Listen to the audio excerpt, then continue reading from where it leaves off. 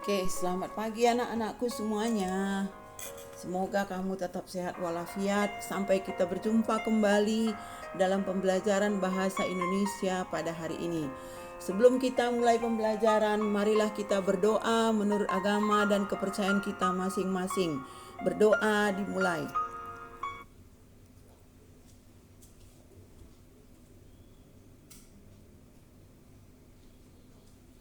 Berdoa selesai. Oke anak-anakku semuanya, hari Sabtu pagi ini kita jumpa di dalam lanjutan pembelajaran kita pada hari Kamis kemarin. Nah, jadi kompetensi dasarnya masih sama, ya, masih sama.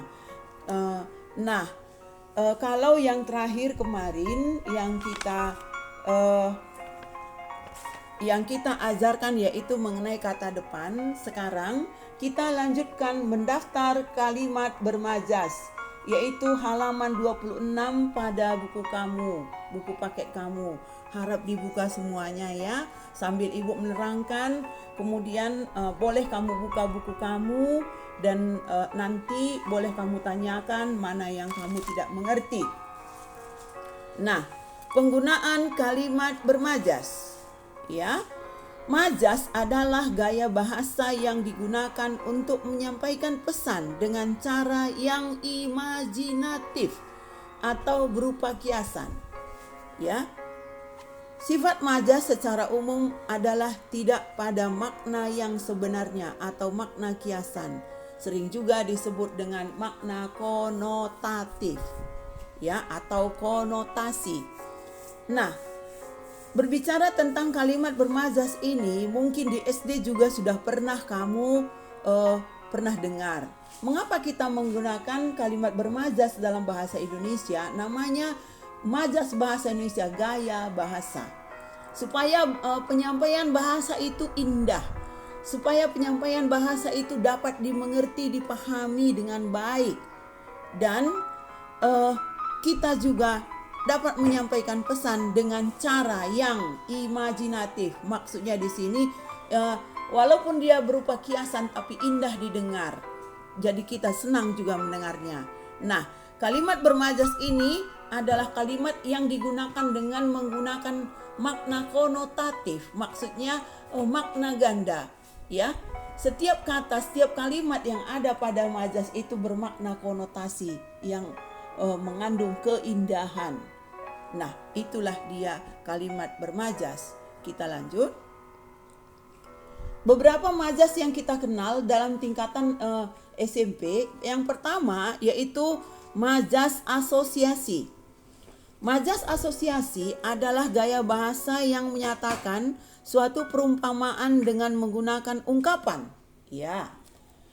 Majas asosiasi menggunakan ungkapan seperti bak, laksana, sebagaimana, selayaknya, dan sebagainya. Contohnya, kejernihan air lautnya memantulkan cahaya matahari sebagaimana cermin. Ya. Kalimat tersebut membentuk majas asosiasi karena penggunaan ungkapan perumpamaan, yaitu kata sebagaimana. Ya. Ya, wajahnya berseri laksana bulan purnama. Boleh. Ya, boleh. Nah, itulah dia majas asosiasi. Nah, nanti kamu buat contohnya di sini satu ya. Baik, kita lanjut. Kemudian majas personifikasi. Majas personifikasi adalah gaya bahasa yang menyatakan suatu benda seolah-olah memiliki perilaku sebagaimana manusia. Nah, itulah dia majas personifikasi.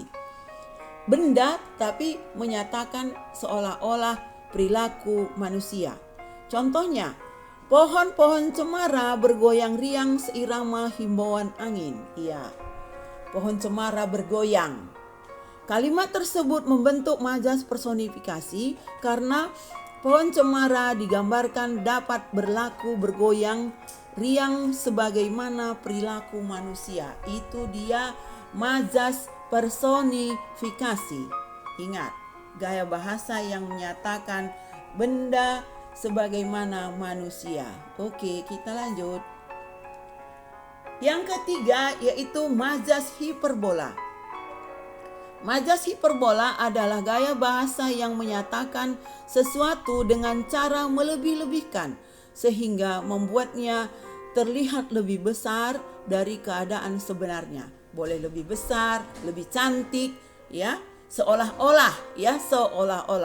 Contohnya, pesona Pantai Lemeru di sore hari yang dibakar dengan nuansa matahari terbentuk memberikan pengalaman yang tidak digantikan oleh apapun. Ya, kalimat di atas membentuk majas hiperbola karena seolah-olah tidak ada yang dapat mengalahkan pesona keindahan Pantai Lemeru di sore hari itu. Nah, itu dia majas hiperbola. Nah, contohnya pesona Pantai Lemeru. Kalimat di atas. Oke, ini tadi sudah. Ya.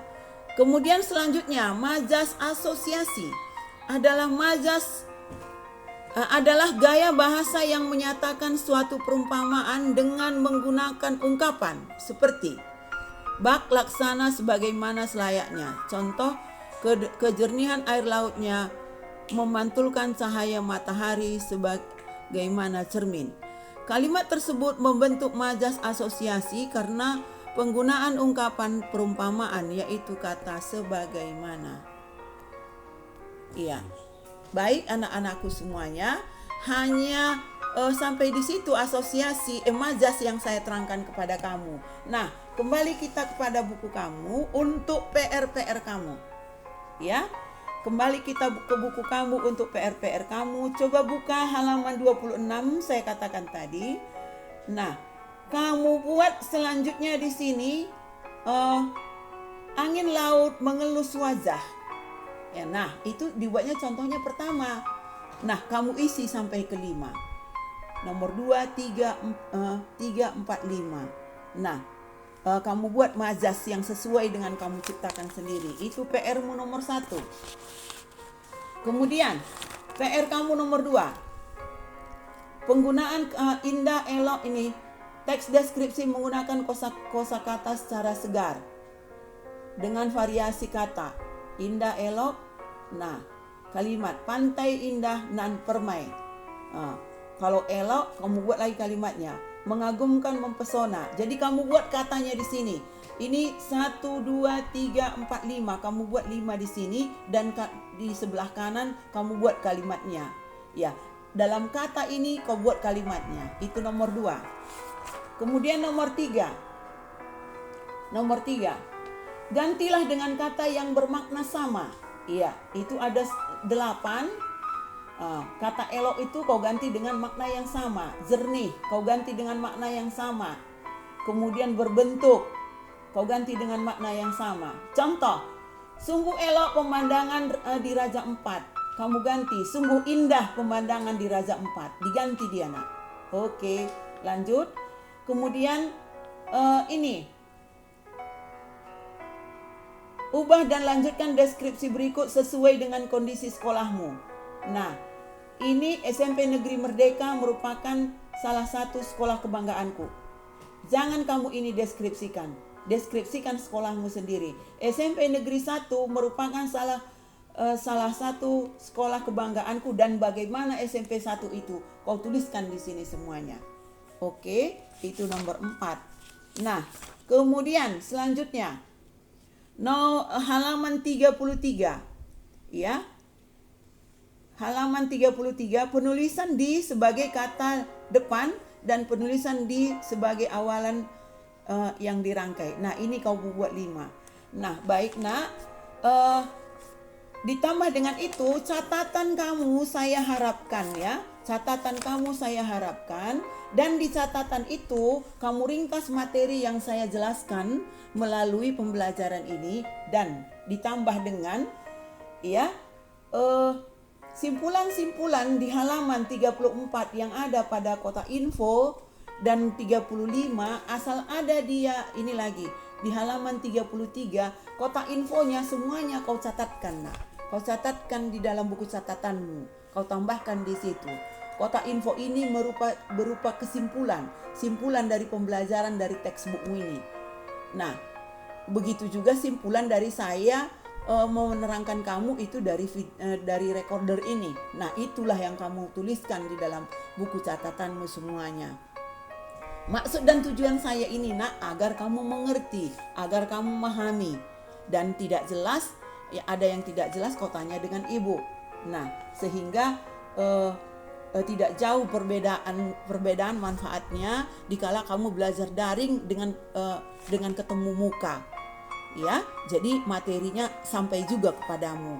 Nah, itu pun kalau kamu mau. Sudah, jadi saya harap itu kamu kerjakan semuanya. Oke, sampai di sini pembelajaran kita hari ini. Mudah-mudahan kamu mengerti apa yang Ibu katakan. Dan satu lagi, kalau kamu tidak mengerti, WA Ibu, saya bilang, satu orang pun tidak ada yang bertanya. Nah, itu kamu berubah. Oke, terima kasih. Sampai di sini.